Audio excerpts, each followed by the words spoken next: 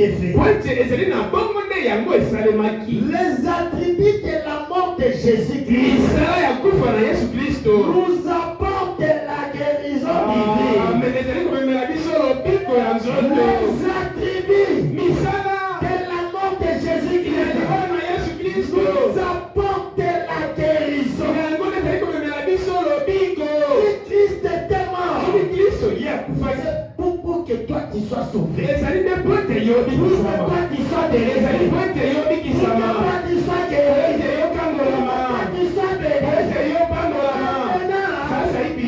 là ce sont les attributs de la mort de Jésus. Et quand tu crois la parole, quand tu crois la parole, les attributs de la mort de Jésus, il y a la bénédiction, la délivrance, il y a tout ce que vous connaissez comme promesse. Et nous devons croire à la parole. Parce que les attributs de la mort de Jésus nous apportent la guérison. Ce matin, si tu es malade, les attributs de la mort de Jésus va te guérir. Et à la croix, il avait dit, tout est accompli. La guérison est accomplie à la croix. La bénédiction est accomplie à la croix. La délivrance est accomplie à la croix. Tout est accompli. Tu ne sortiras pas comme ça. Tu sortiras avec tout est accompli ce matin. Tout ce que Dieu a dit est accompli ce matin. Ces promesses sont accomplies ce matin. Nous avons lu le prophète Branham. Nous allons lire le paragraphe 16.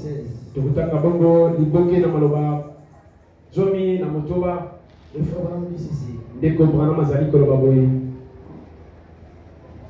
Eh bien, M. Branham, appliquez-vous cela à ce qu'Esaïe a dit. Il a été blessé pour nos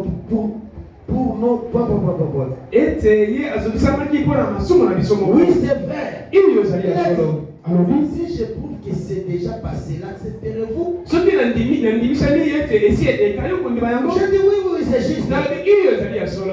Et il a dit, très bien. Dans Matthieu 8, la Bible dit qu'on lui a mené des extorpillés, des boiteux, des infirmes et autres malades. Et il les a guéris afin que s'accomplisse ce qui avait été annoncé par Esaïe le prophète. Ce sont nos souffrances qu'il a portées. J'ai dit, appliquez-vous cela à l'expiation. Il a dit, certainement Esaïe l'avait annoncé. J'ai dit, ça s'était arrivé 1 année et 6 mois avant que l'agneau soit mis à mort. Eh bien, comment cela pouvait-il être inclus dans l'expiation? Ça s'était arrivé 1 année et 6 mois avant que Jésus ne soit crucifié. Comment appliquez-vous cela à l'expiation? Alors, il a commencé à dire des choses là, ce monsieur-là. Je dis ça un peu. Maintenant, je vais vous poser une seule question. Est-ce que vous affirmez que la guérison divine se trouve dans la parole? Mais tout ce que vous demanderez en priant, vous voyez que vous l'avez reçu. Tout ce que vous allez demander en priant, vous voyez que vous l'avez reçu. Vous croyez à cela? Si vous croyez à cela, tout ce que tu vas demander ce matin, Dieu te l'accorde. Jésus-Christ te l'accorde. Écoutez, est-ce que cela est divinement donné dans la Bible? Eh bien, vous devez dire, Oui, parce que Jésus l'a dit. Oui. Tout ce que vous demanderez au Père à mon nom, je le ferai. Tout. Je le ferai. Il a dit. Je me suis dit. Frère. Là, vous avez dit la chose qu'il ne fallait pas. Vous avez placé cela dans la parole et pas dans l'expiation. Et j'ai dit, alors, cela doit être donc dans l'expiation.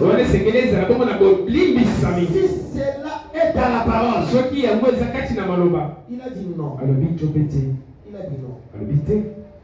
Le frère Branham continue dans il raconte dans l'histoire. Il était un homme juste et un homme honorable. Il a fait des ordonnances. Il a établi des peines comme châtiment. Et ainsi de suite. Et un jour, un esclave commis un crime. Et on l'a mené devant le roi. Et le roi dit, la peine prévue pour ma loi,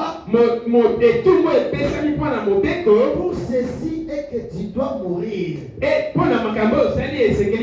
Je dois te décapiter. Et la preuve, le pauvre homme s'est mis à trembler. Et le roi a dit, que puis-je faire pour toi avant que je te fasse décapiter? Et l'homme dit, un verre d'eau. Ainsi on donna de l'eau à l'esclave. Et il tremblait tellement qu'il n'arrivait pas à tenir l'eau. Et le roi dit, eh bien, avant que je te tue, bois cette eau. Sinon je ne te tuerai pas avant que tu n'ailles bu cette eau. Et l'esclave jeta l'eau par terre. Ici les femmes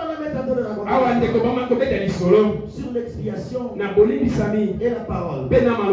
L'expiation c'est dans la parole. On ne peut pas séparer l'expiation et la parole de Dieu. Il a expliqué maintenant cet homme. Il a dit il y avait un roi. Ce roi a mis sa loi. Il a dit si quelqu'un fait ça, la peine qui est prévue c'est la mort. Et un esclave a commis cette erreur. Et on a mené l'esclave devant le roi. Et le roi a dit, qu'est-ce que tu veux que je fasse pour toi avant que tu tues? Le monsieur a dit qu'on me donne de l'eau. On a apporté de l'eau. Et le monsieur n'arrivait pas à boire de l'eau. Le roi maintenant a dit, avant qu'on te tue, tu dois boire de l'eau. Qui avait établi la loi? Le roi. Qui a dit, avant qu'on tue l'esclave, il doit boire de l'eau. Le roi. La parole. C'était la parole de qui? C'est roi. C'est Dieu qui a dit. Le salaire du péché, c'est la mort.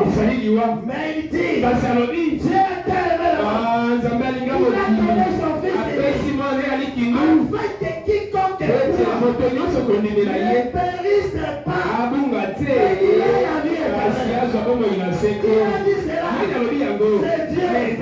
Si tu crois, tu ne mourras pas. Le roi a dit, tu dois boire de l'eau avant qu'on te tue. Et l'esclave a dit, n'a commis la tête. Le roi était dans l'embarras des choses. Il ne pouvait plus changer sa décision. Parce qu'il avait dit, il doit d'abord boire de l'eau. Et l'esclave est resté en vie. Si tu es en vie ce matin, ce n'est pas par ton effort. C'est la grâce de Dieu. Ce n'est pas par tes moyens. Ce n'est pas par ton statut social. C'est la grâce de Dieu. Toi qui étais, tu devais mourir. On devait te tuer. Mais Dieu Il a dit non, je prends ta place. Je veux mourir à ta place. Et il est mort pour toi. Et aujourd'hui, tu es libre. L'esclave était devenu libre. Et il a commencé à marcher. Parce qu'il fallait qu'il boive de l'eau avant qu'on le tue. Maintenant, nous allons entrer en profondeur. Le frère Bonham dit. Eh bien, ça c'est le paragraphe 20 de la parole infaillible de Dieu. Eh bien, nous voudrions comparer la parole de Dieu à cela. Dieu est un grand architecte. Dieu est un grand constructeur. Car il n'utilise dans son édifice que ce qu'il y a de meilleur. Dieu ne peut pas utiliser des choses inutiles. Dieu choisit des matériaux meilleurs pour construire son temple, pour construire sa maison. Quelle est la maison de Dieu? C'est ça? La maison de Dieu. C'est vous. Dieu a